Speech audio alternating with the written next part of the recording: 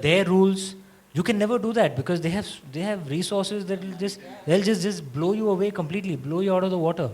But if you actually connect yourself to the roots of India, they can't do that because for them they have to change their DNA drastically. So that is something that Indian companies can certainly use. And like I said, we are lucky that we are living in a culture that still keeps its roots alive. So you have so many, symbols that you can actually tap into. And you're right, I love those commercials, and and they deeply connect into our way of life, and therefore they connect to us. They're not, sorry. I'll just say they're not trying to make Indians westernized, and therefore you become cool because you're westernized. They are actually saying you're cool the way you are. That's what makes it work. Yeah, Raghav, you want to add? So I think there was this phase in the last couple of decades where everything that was foreign was looked up to, and that marketing and exposure to a lot of globalization has changed us. It has made us aware of a lot of things. It has changed the way that we approach a lot of things. But at the end of it, if we are able to create products or stories or experiences that we have grown up with, that we understand, and then package it in a contemporary way to be able to be relevant in the context today, I think that is the way to go about it, and a lot of new Indian brands are able to do that well. No, wonderful. And my take on that is that I think we need a break to go into everything in life. So there is a place for a paperboat and a Coke. If you say fun and happiness, there is a time when we want to go and have fun and happiness, and sometimes the powerful memories of childhood connect you very deeply. So I very well said, it's not either or, I think it's both. It just depends which time, which one. So Suparna, do we have more time or should I take on questions? We are running out of time. You want to have the wine here? Okay, so I think a lot of people may be wanting to ask questions, so please raise your hand, say who you are, which company you represent, and to which panelist is the question, and just shoot. Hello everybody, I'm Dr. Amit. To start up with if I just talk about storytelling, I have a great two examples. One is Panchtantra, I think we missed it. And second, if I just come to office 30 minutes late, and if my boss asks why you are late, that is a perfect example of storytelling. Numerous. And two questions. When we talk of big data in this complete panel, big data means something which we are analyzing, which is present in the globe, right? Any data. आप कौन है, मैं कौन हूँ, कहाँ से हूँ, क्या करता हूँ, all those data. Am I right? When we talk of innovation, it is something which is not present, which has been not done ever, right? So can we rely on big data to launch my innovation? One. Second, Mr. Amish has said that he had innovated to put that first chapter free of cost, innovation, not been done. So it is not dependent upon the big data. And finally, the last question. Is there a question? Because these are statements that you're making. No, if you can make I'm a asking a question only. Can I rely on that big data for my innovation to launch up? Okay. And secondly, for any touching story, does it mean pain and not happiness? For any touching story, is it only pain and not happiness that can have you emote? I will give it to Amish to answer your second part. On the first part, do you want any certain panelist to answer? Anyone.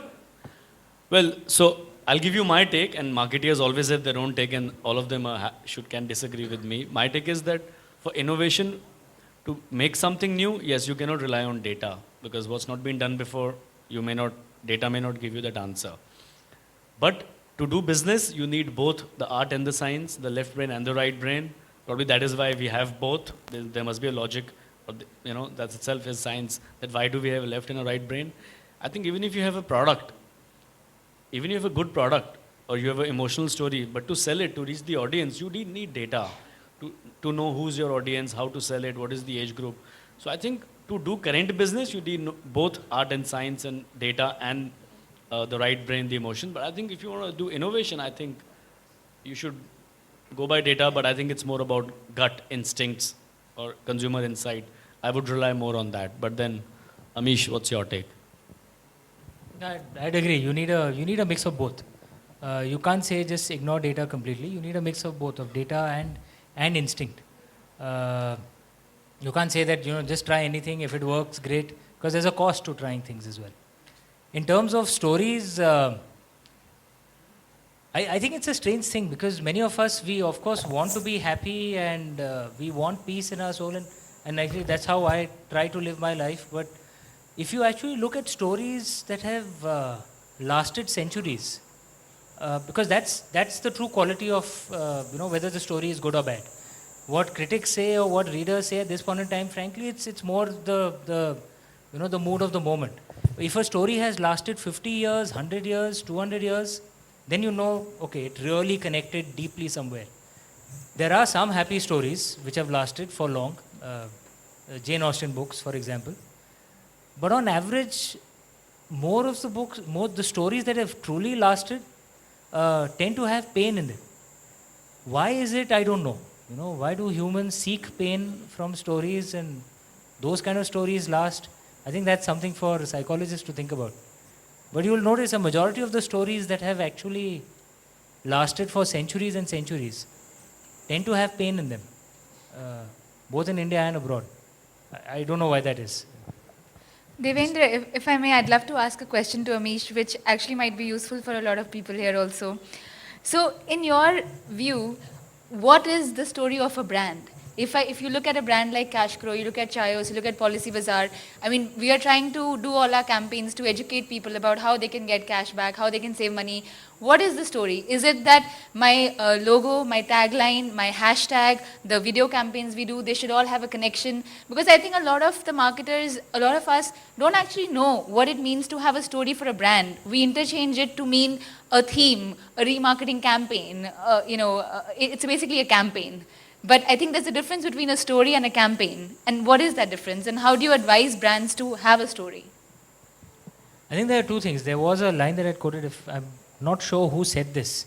But people often don't remember what you told them or what you thought of them. They remember how you make them feel. And this is true of brands as well. Because that's where a really deep emotional bond is made. So if a brand can connect, sorry, who said it? I think Mary. If I'm not, I thought someone knew who made that statement. But if the brand can connect to the emotional need, to the emotional story, that's when it creates a deep bond.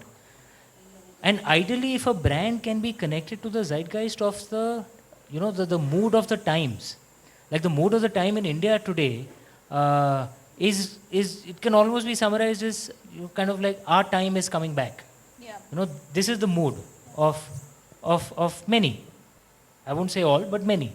At least the class which has the ability to spend. There are many who are still sadly poor in India. Hopefully they'll come out of it over the next 15, 20 years.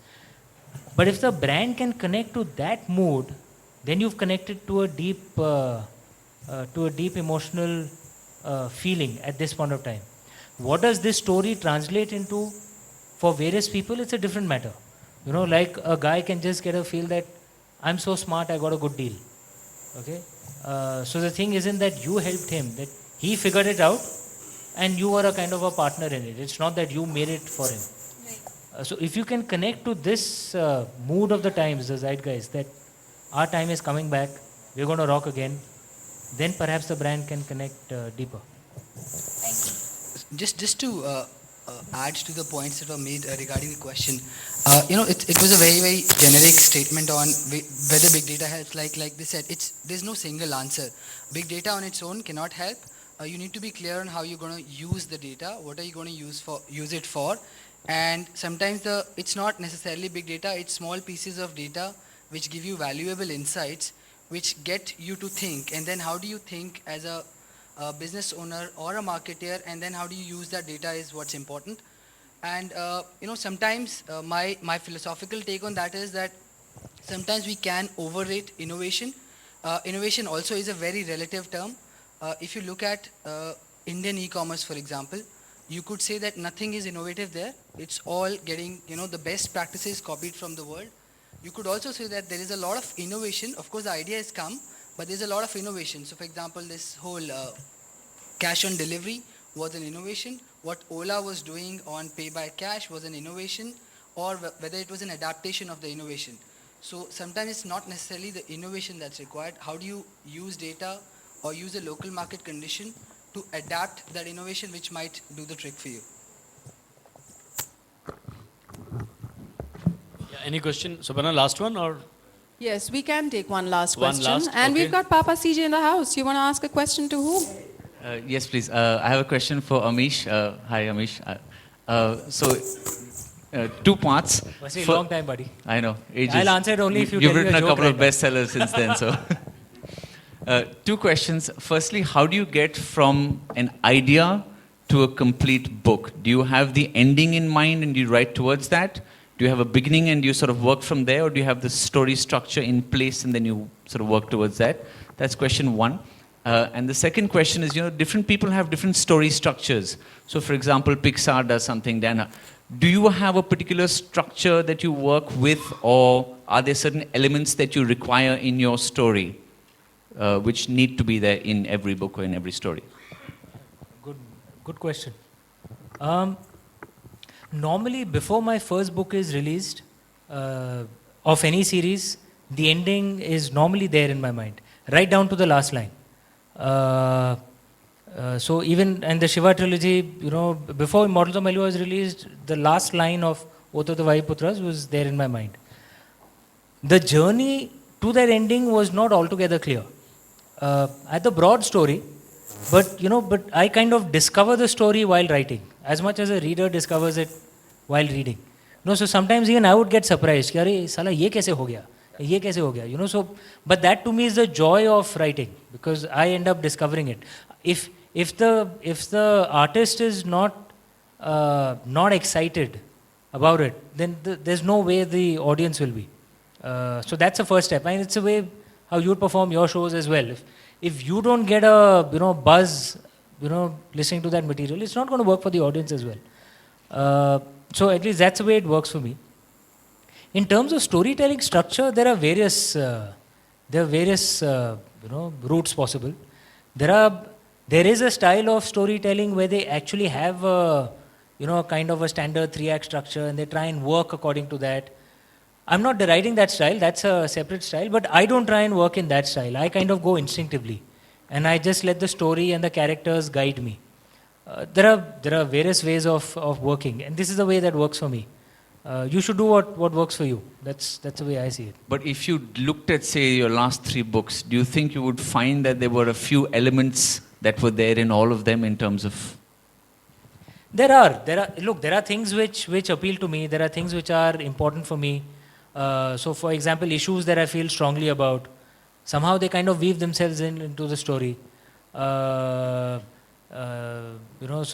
that kind of happens naturally. So what I try and do is, if there are issues that are important, philosophies that are important, I try and read as much as I can.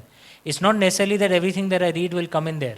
But it's a bit like buying ingredients for a meal. If you want to make paneer mughlai, you have to have paneer, you have to have pyaz, I don't know what else goes into a paneer mughlai. There's no ingredient called mughlai from what I know. But you have to have those ingredients at least. You might not use all the ingredients, but you must have all possible ingredients. So I try and read as much as I can, and then I just let the story guide me, let the instinct guide me. That's my style of storytelling. There are others, I admit, who follow a more structured style. That doesn't work for me, no. So would you think the same thing? Till I have the ending, I don't release the first book, because then I know कि हाँ भाई destination क्या है, मिल गया है, अभी story आ जाएगा. So for me that's रास्ता ढूंढ लेंगे, correct. रास्ता आ जाएगा, लेकिन destination तो मालूम होना चाहिए. So at least that's the way it works for me, and you're right, that's probably the way should work for a brand as well. Especially considering now where you aren't in control of the brand conversation anymore.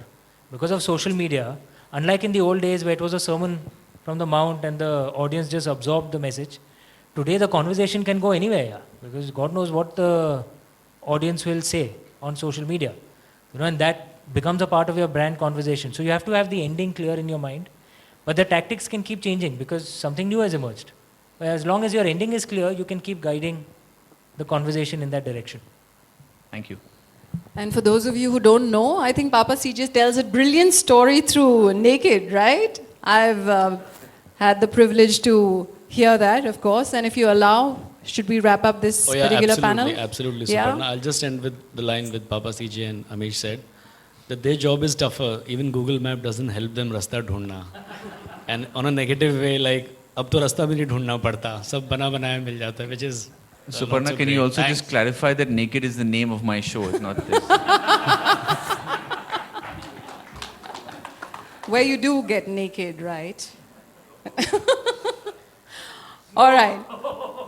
Okay, the only one thing that I would disagree with through this panel, wherein Amish talked about symbologies and diya bujjata and all of that, and it's intrinsically in our DNA. Oh God, I remember the flowers pollinating, and I just can't get that out of my mind, man. Seriously, some symbols need to really go and be rewritten.